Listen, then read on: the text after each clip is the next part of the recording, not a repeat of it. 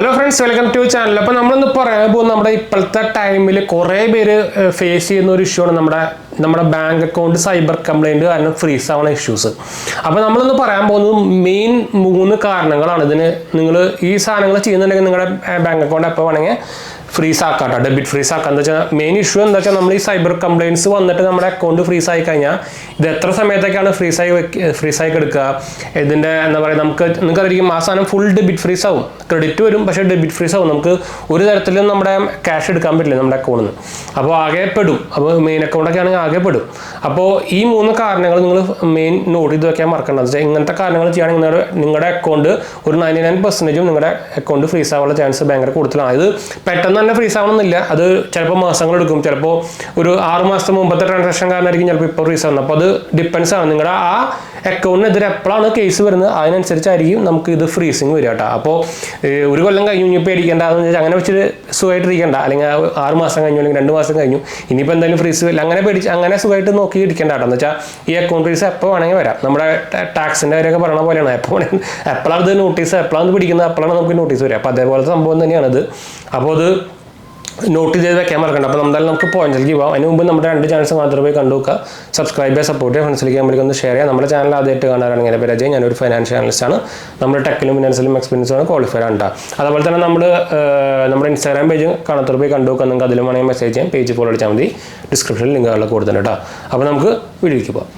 അപ്പോൾ നമുക്ക് എന്തായാലും പോയിന്റ്സിലേക്ക് പോകാം. അപ്പോൾ ആദ്യത്തെ പോയിന്റ് എന്ന് പറയുന്നത്, നിങ്ങൾ ഈ ഉടായ്പ് ഗെയിംസുകളും അതുപോലെ തന്നെ എന്താ പറയുക, നിങ്ങൾക്ക് ഓൺലൈനായിട്ട് ക്യാഷ് കിട്ടുന്ന കുറേ ഉടായ്പ് പാർട്ട് ടൈം ജോബുകളും അങ്ങനത്തെ കുറേ സംഭവങ്ങളുണ്ട്. ഇപ്പോൾ കുറേ ഇൻസ്റ്റാഗ്രാമേഴ്സ് പോലെ കുറേ പേര് ഇത് പ്രൊമോട്ട് ചെയ്തിട്ട് ഇതിൽ കുറേ പേര് പോയി പെടുന്നുണ്ട്.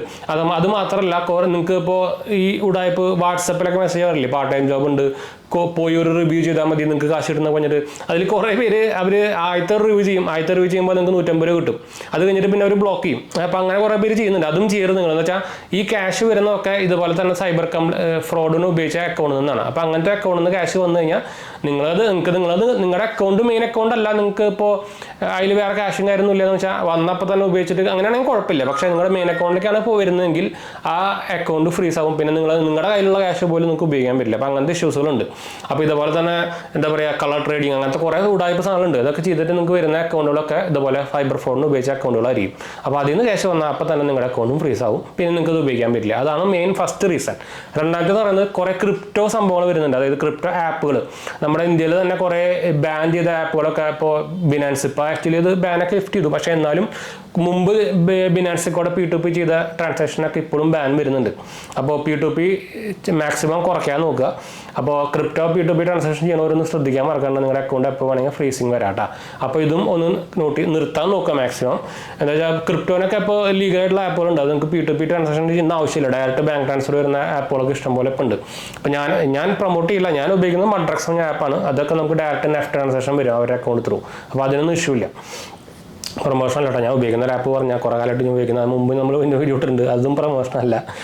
പിന്നെ മൂന്നാമത്തേന്ന് പറയുന്നത് നമ്മുടെ എന്താ പറയുക, അത് ആക്ച്വലി സൈബർ കംപ്ലൈൻറ്റ് വരുന്ന ഒരു ഇഷ്യൂ അല്ല. നിങ്ങൾ ഒരു ബാങ്ക് അക്കൗണ്ട് തുറക്കുമ്പോൾ നിങ്ങളുടെ ഒരു ഡീറ്റെയിൽസ് നിങ്ങൾ കൊടുക്കില്ല, നിങ്ങൾക്ക് ഇത്രയും ആനുവലി ഇൻകം ഉണ്ട് അങ്ങനെ പറഞ്ഞിട്ട് അത് ആയിട്ട് മിസ്മാച്ച് വന്നു കഴിഞ്ഞാൽ നമ്മുടെ ബാങ്ക് അക്കൗണ്ട് ഫ്രീസ് ആക്കാം.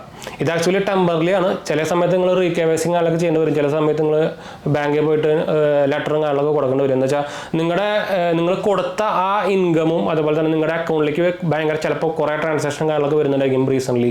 അപ്പോൾ അങ്ങനെ വരുന്നുണ്ടെങ്കിൽ നിങ്ങളുടെ അക്കൗണ്ട് ഫ്രീസ് ആക്കും. അത് ആക്ച്വലി ബാങ്കിൻ്റെ സൈഡിൽ നിന്ന് വരുന്നൊരു ഫ്രീസാണ് അത്. പക്ഷേ നമ്മുടെ ഈ സൈബർ കംപ്ലൈൻറ്റ് പോലെ വലിയ ഇഷ്യൂസ് ഇല്ല. പക്ഷേ അത് നിങ്ങൾക്ക് അൺഫ്രീസ് ചെയ്യണമെങ്കിൽ കുറച്ച് ഫോർമാലിറ്റീസും കാര്യങ്ങളൊക്കെ ഉണ്ട്, KYC ഉണ്ട്, ലെറ്റർ അങ്ങനെ. ചിലപ്പോൾ അത് എന്താ വെച്ചാൽ ഇത് നിങ്ങൾ കൊടുത്ത ഇൻകമും നിങ്ങളുടെ അക്കൗണ്ടിലേക്ക് വരുന്ന ഇൻകമും ഡിഫറൻസ് വരുമ്പോഴാണ് ഇത് ഫ്രീസ് ആക്കുന്നത്. അപ്പോൾ ഈ 3 മെയിനായിട്ട് ഇപ്പോൾ നടന്നുകൊണ്ടിരിക്കുന്നത്. അതിൽ ആദ്യത്തെ 2 ഭയങ്കര പ്രശ്നം. അത് ചിലപ്പോൾ നിങ്ങൾക്ക് ലൈഫ് ടൈം വരെ നിങ്ങൾക്ക് ചിലപ്പോൾ ഫ്രീസായി കിടക്കാം. മറ്റേത് ചിലപ്പോൾ നിങ്ങൾക്ക് ഇതിനെ വെച്ച് കമ്പയർ ചെയ്യുമ്പോൾ ഭയങ്കര കുറവാണ്. അപ്പോൾ ഈ 3 ഒന്ന് ശ്രദ്ധിക്കാൻ മറക്കണ്ട. ബാക്കി വരുന്ന ഫ്രീസുകളൊക്കെ നമുക്ക് ഈസിയാണ്. ചിലതൊക്കെ നമുക്ക് എന്താ പറയുക, ഡോർമെൻ്റ് ആയിട്ട് അക്കൗണ്ട് ചിലപ്പോൾ ഫ്രീസായി വരാം, അതൊന്നും ഇഷ്യൂസ് ഇല്ല, അതൊക്കെ ജസ്റ്റ് റീകൈസ് ചെയ്ത് കഴിഞ്ഞാൽ ശരിയാവുന്ന സംഭവങ്ങളുള്ളൂ. ഈ 3 ഒന്ന് നോട്ടീസ് വയ്ക്കാൻ മറക്കണ്ട. അപ്പോൾ ഇതൊന്ന് ഷെയർ ചെയ്യാൻ വന്നപ്പോൾ എന്തായാലും നമുക്ക് വൈൻഡപ്പ് ചെയ്യാം. എന്തെങ്കിലും സംശയങ്ങളിലൊക്കെ കമൻറ്റ് ചെയ്താൽ മതി, നമ്മളെല്ലാ കമൻറ്റ് പോകുന്നതാണ്. അടുത്ത വീഡിയോ കാണാം.